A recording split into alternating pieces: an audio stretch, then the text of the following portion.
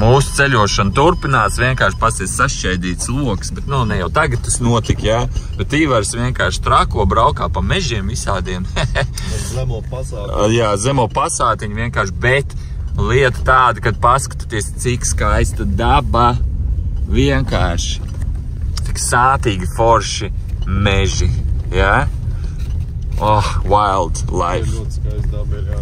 Un doma ir tāda, tagad vienkārši mēs pārģērbimies, mēs piebrauksim uz vēl vienu teritoriju, mēs tur pārģērbsimies un uztaisīsim nelielu krosiņu ar Ivaru. Varbūt kaut kādas cietas. Sportiski. Jā, sportiski džeki. Paskriesim, tad Ivars nedaudz papļaus zālīti, kaut kādas sīkums uztaisīsim. Bēlini savu, pilns ir bēlini. Wow, pasties, nu vienkārši. Es nevarēšu paskriet, pilns vienkārši. Starp citu, ko es gribēju piebilst, Ivars veido kolosāls pārgājienus. Viņam ir kopējs projekts ar viņas sievu, vēl vienu kolēģi, saucās Taka.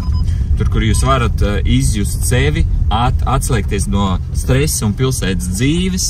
Un gan arī pilsētā viņi veido Rīgas pārgājienus, bet tā, nu, Ivar kopumā vispār īsumā var pastāstīt, kas Taka ir tāds vispār? Taka apzinātības pārgājieni mērķis ir iemācīt cilvēkus nomierināties. Un to mums palīdz izdalīt divas lietas. Bet izslēdz to skaņu vienkārši bez jārā. No.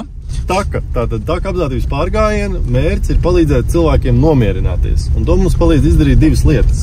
Viens dabas skaistums, jo īstenībā daudz zinātnisku pētījumu ir atklājuši to, ka dabā cilvēks relaksējās.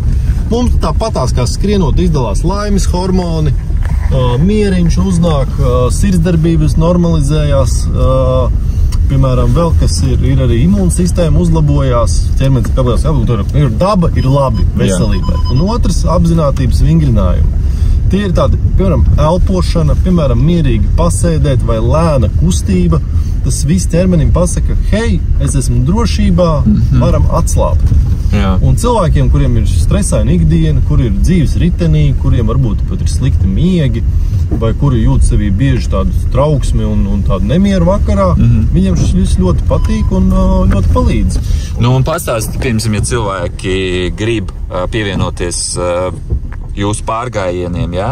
Kādas ir izmaksas un kā vispār notiek process, kā var piedalīties šajos pārgājieniem? Mums tātad, piesakot ar Facebookā un Instagramā, mums tagad būs jaunedēļ būs viens pārgājiens Rīgā, kur mēs arī par Rīgas parkiem to darām ar fantastisku mūziku. Tas būs 13. augustā un otrs, manuprāt, būs 18. vai 20. augustā, tas būs Rīgā.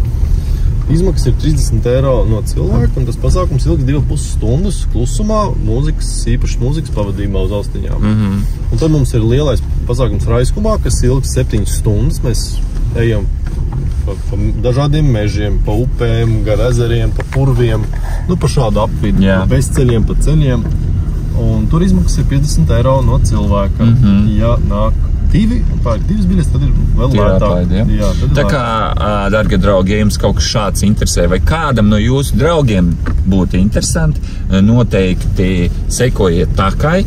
Visi linki būs zem šī video aprakstā, kur jūs varēsiet sazināties gan ar visu Takas komandu un uzzināsiet par visiem vēlreiz datumiem un kā pierakstīties jau uz turiem. Tā kā, kaut kā tā. Pasaka, cik skaists sunīts. Nu, pasties, beidzot brīvībā. Gaidi briesmi. Tu tāds foršs nosēdēji. Pasties.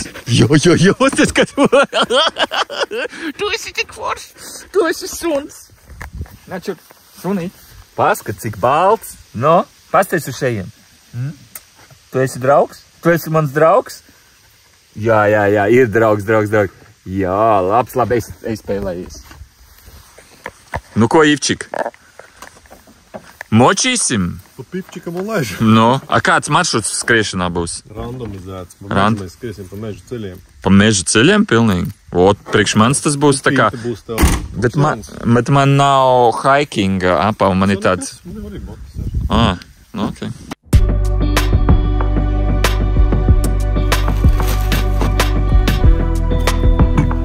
Ko?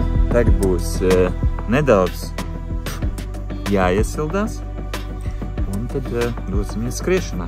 Ja es parasti skrienu pa pilsētas vidi, un un šeit būs tāds trail skriešana. Diemžēl man nav tie piemēroti apava tieši tādos bezceļu skriešanai, jo man ir vairāk kā pilsētas skriešanas apava. Iveram vispār kaut kāda parasta apava, ja? Aizmirs viņš paņemt mājās. Bet, nu, labi, zin kā, tas jau netraucē sportot. Nu ko, aiziet, bračka. Vienkārši. Mums kopā skrien suns. Vienkārši kompānijas pēc. Nu labi, šis nav vēl īstais. Mēs paskriesim 3 minūtes, iesildīsimies, pēc tam pastaipīsimies un tad mēģināsim noskriet 5K, bet kādā tempā vēl nezinu. Nu, es ceru, ka suns mums turēs līdzi.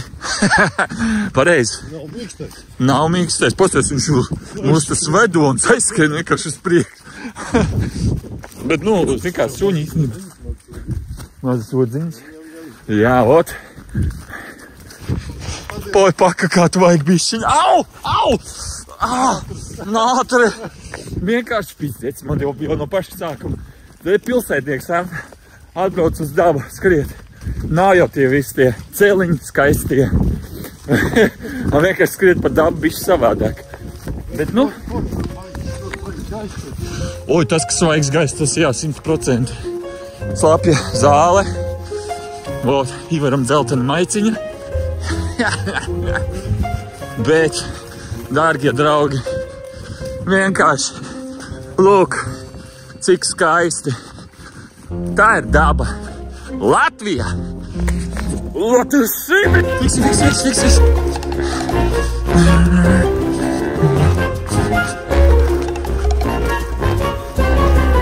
Sarau, suns, cer!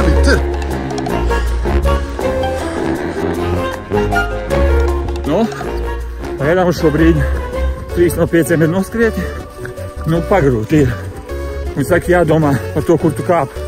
Krūmi, zari, dubļi, sāknes. Tā kā, nu, jā, tāpēc arī daudz nefilmēju. Jo, nu, tāki, bet apšķelmuši. Nu ko, visu. Davai līdz šeienei. Spied. Come on. Davai, brečkā. Malacis. Labs piečiks. Nu, ko es varu pateikt? Nu, ir challenging. Ir sevišķi turēt labu ritmu. Un ticiet vai neticiet, noskrējām 5K pa mežu pa 25 minūtēm. Es uzskatu, tas ir labs rezultāts. Pat ļoti labs rezultāts. Tas priekš mans. Jo, zini, kāds man labākais 5K uz asfalta taisnā ceļa? 24 minūtes, 24 sekundes. 25. Tu sanāk... Šitas arī kalni bija. Jā. Viena lēna, bet te pat kalnu slodzi liela. Jā, bet, nu, beigās sanāca īstenībā ļoti labs rezultāts abiem. Es jau godīgi biju domājis, nu, būs 30 minūtes. Bet, tā kā jā, formā esam, uzturiet arī jūs sevi formā, nāciet uz takas pārgājieniem, uz privātiem treniņiem pie manis, ja gribat iemācīties boksēt, vai vienkārši savest sevi kārtībā un nezinot, kā iesākt, tad noteikti rakstiet man par treniņiem, Ivaram par super atmosfēriskiem pārgājieniem. Izmantošu tādu īstu lauku toleti. Domāju, ka Gen Z tādas toletes nekad nav izmantojuši.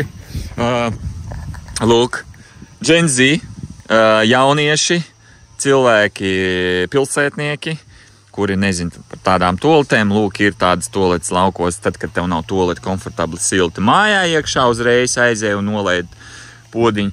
Tu vienkārši tādas koka toleti, līdz viņai vēl jāaiziet, un ja nakts laikā to sagribās pačurāt, vai varbūt vēl kaut ko, tad tev vienkārši nakts laikā jātiek līdz šeienei. Te nav ne gaismas, nekā, nekā te nav. Un gandrīz toletes papīra nav. Un tur ir vienkārši bedre, pilna ar sūdiem. Un tā, lūk, lauku dzīve notiek, saproties.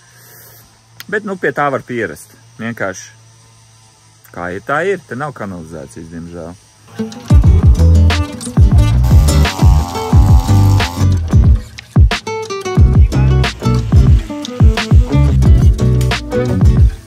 Lūdzu, draugs.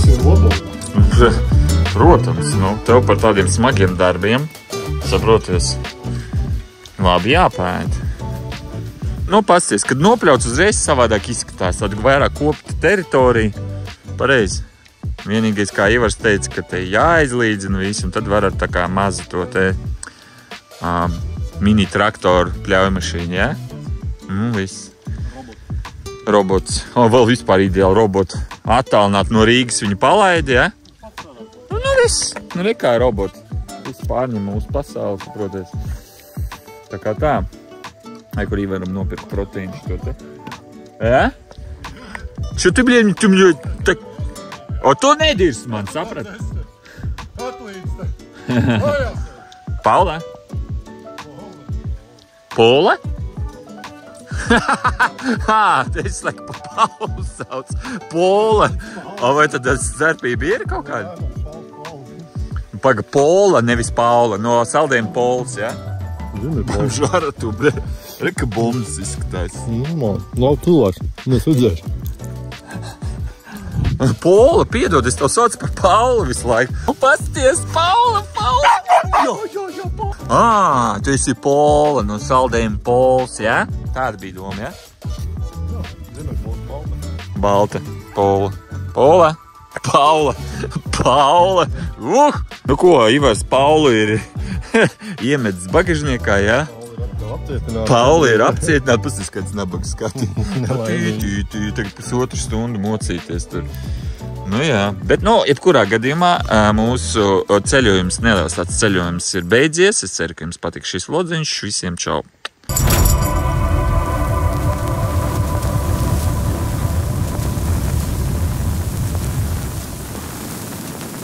Kāpēc?